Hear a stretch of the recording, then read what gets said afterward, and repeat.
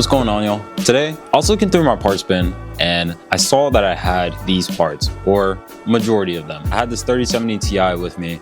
I had this Ryzen 7 5800X, and I was like, damn. Back in the day, when I say back in the day, I mean like 5 years ago. 5 years ago, this would have been a really nice $1,500 build. And I kind of wanted to put that to the test today. So I went ahead, slapped this build together, and I'm gonna bring you guys along for the ride.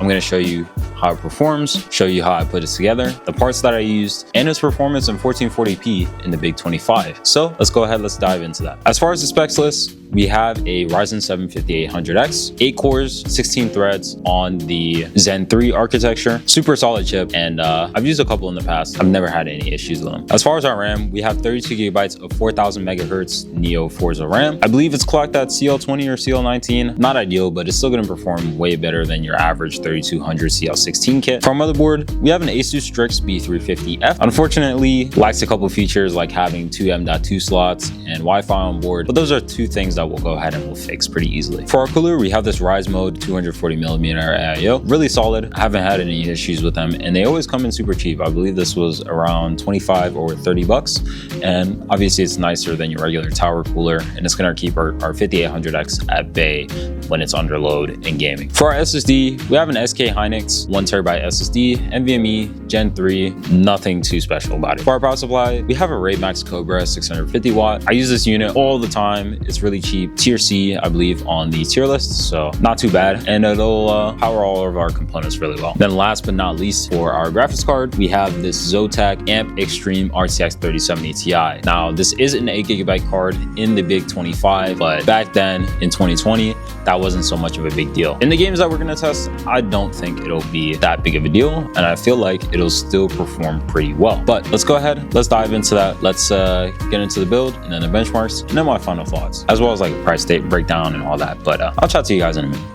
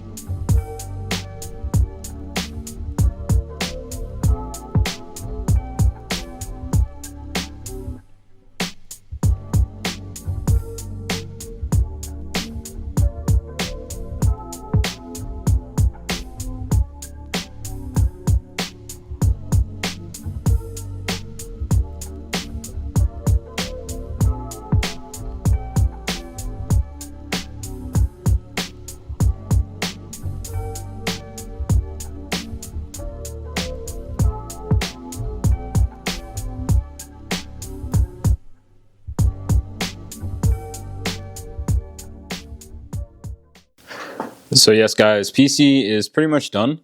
Obviously, looking pretty spiffy as it is. I went ahead, got a couple quick tests in, and now I'm gonna go ahead and show you the benchmarks and then list it up for sale on Java. So I will be back in 3 seconds.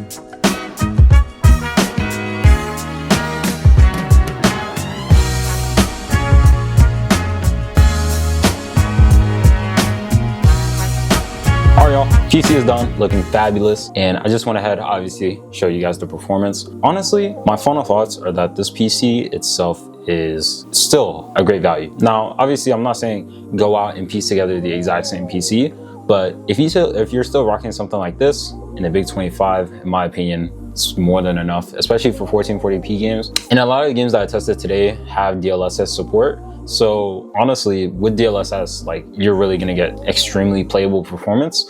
Now, I threw in things like, obviously, Apex Legends, Fortnite. Those were just two that came to mind as far as like FPS games, stuff that I would have played back in the day. Like it handled them easily, right? At 1440p. Literally zero issues. So probably going to be a better option than going for something like a entry level like 5050 or 5060 build or a 9060 XT 8GB build. Now, obviously, if you want to move on to AM5 and we're using Gen 5 PCIe and everything like that, then obviously that's probably going to be a better play.